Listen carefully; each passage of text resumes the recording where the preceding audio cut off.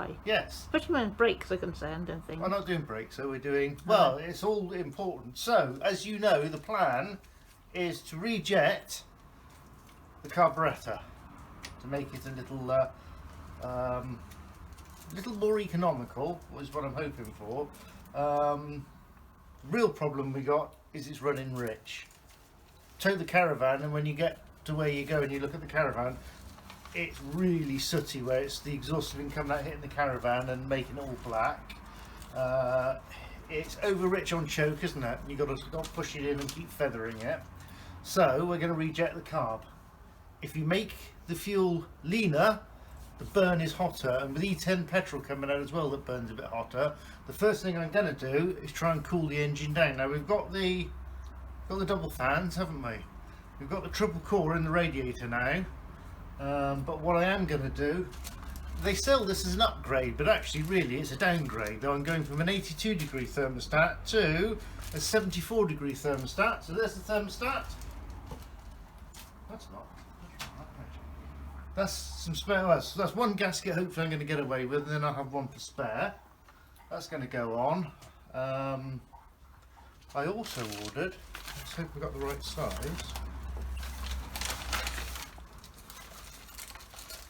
a temperature switch, thermostat, for controlling the fans. So I'm going to put that in. I'm not going to take the old one out straight away until I know I can trust that one.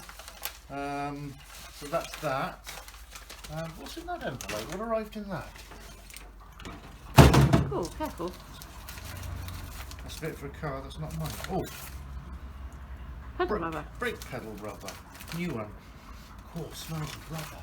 So that's that. That I'm going to put on later, and that's going to be another film. So what we're going to do first, we're going to take it out with the standard arrangement in it. It doesn't overheat as such, but Bristol's a hilly city, there's lots of traffic lights, there's lots of heavy traffic, and I don't want to push my luck anyway. It runs up to 85 and then the fans kick in, and that's more or less right. But when the fans kick in, the ammeter goes right down.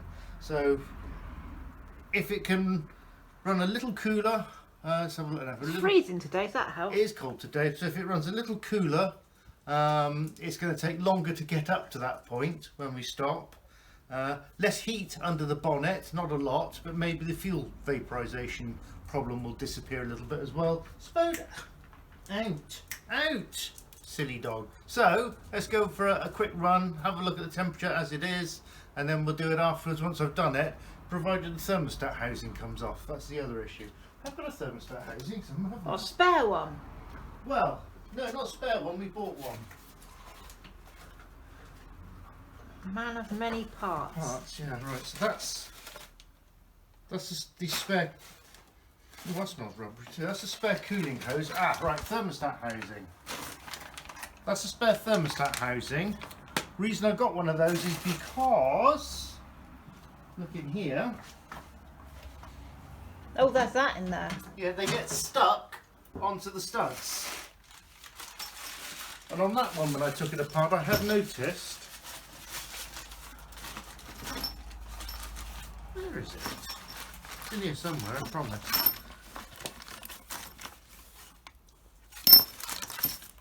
This stud here, if you look at it, see it has holes drilled in it and it's quite corroded. And what someone's had to do is drill into here. That's where there's holes in it. Drill it into here, crack it off with a chisel and replace that. So hopefully we're not going to have that problem. We're looking to getting these made in stainless steel. That would dispense with the problem. UNC thread one end because going into alloy, UNF on the other end because it's a British car. Right, let's get out on the road and see what we've got, eh? So we've driven quite a way and it's taken a long time to get up, but that's what we're at the moment with the, and I'm hoping it's an 82 degree thermostat, otherwise I bought that other thermostat for nothing. But oh look, queue of traffic, there's some boats coming down. Right, this will be a real test for it now. If we're in slow traffic, we'll see how we have come a very long way round to get to the garden centre, by the way. Well, I didn't want to go all the way down Rounham Hill, did I? If I could help it. or up there. And I like going this way. Look, in the Avon Gorge. Isn't it amazing? This fantastic gorge. They built a massive dual carriageway down it. But in the autumn, these trees are beautiful. And it's a couple of miles long, isn't it? So it's a nice drive. And there's the bridge at the other end of it. Can we have the bridge? There's the bridge. If you're not familiar with the area. So 85, the fan, oh no, sorry, 82, the fan clicks in at 85. It should just take us longer to get to that point with the change of thermostat, but we will see. So that's what we're at. Later on we will film it again and see what the new stat, as if we can get it in, the new stat takes it down to. I've had a look at the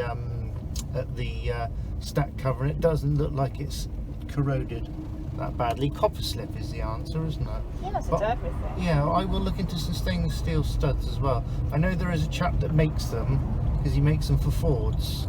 So hopefully, I don't think there's an issue with putting stainless steel in alloy as far as expansion rates go, as long as you don't ever snap them off, because they're a nightmare to drill out. So on to garden centre and a cup of tea, yeah? It's getting hotter.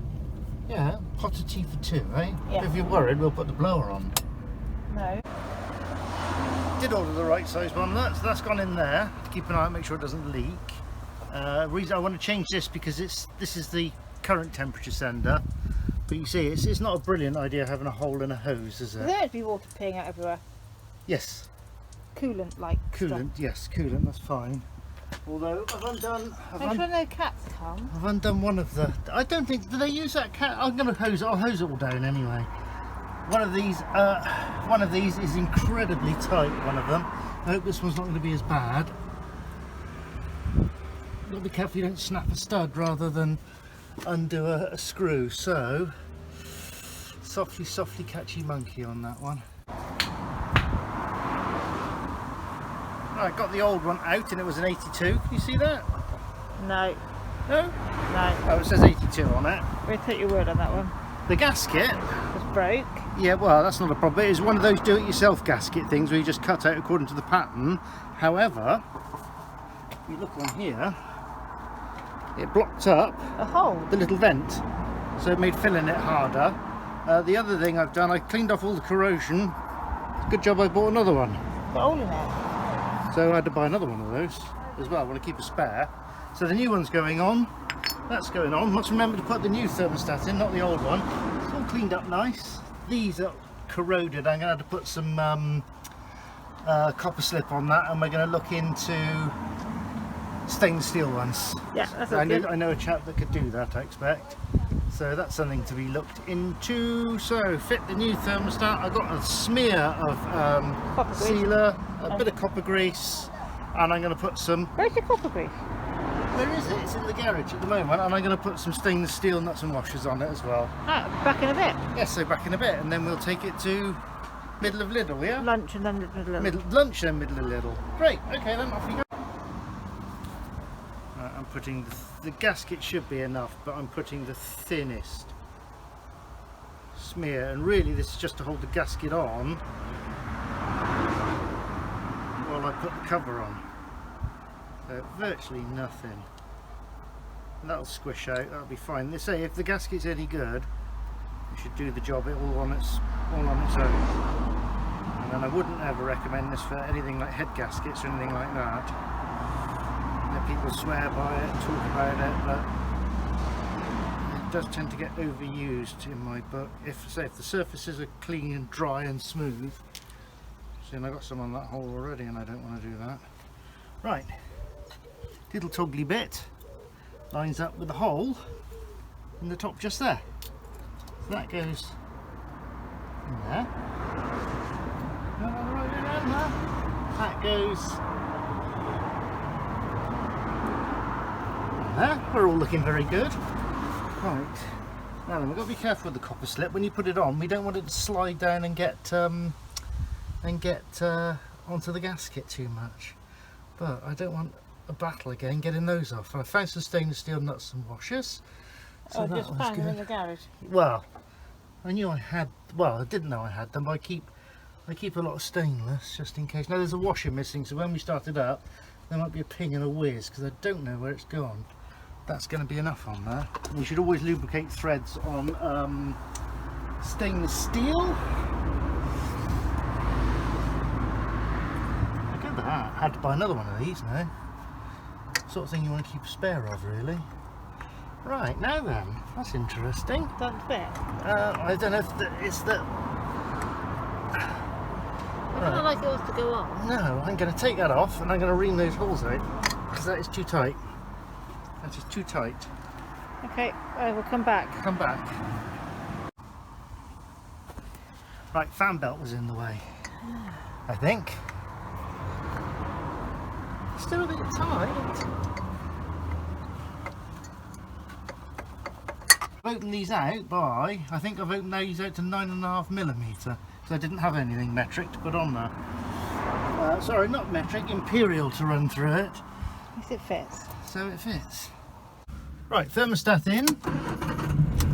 Let's take it for, I've meddled with the carburettor as well. Oh, you meddled with the car. That's the next. You didn't tell me that when I sat in the car. That's the next. Ooh, it's the wrong way. Go backwards. Go backwards. Always test the brakes before we leave the drive. That's my catchphrase. I'm sure the idling will improve. I've got a screwdriver in here anyway to adjust it, but it's being rejetted very, very soon. Whoops. Oh, it's a bit. But what? Steady on tiger. And it's not a tiger. We saw a tiger, didn't we, the other day? Yeah, it's a picture of Tigger on the side. Did have a picture of Tigger on the side. A reasonable run. There's Yeah. a Super 7 gone the other way. It's hot as well. It's hot today, yeah, and we're on that now. I don't think it's going to go much above that unless we stop.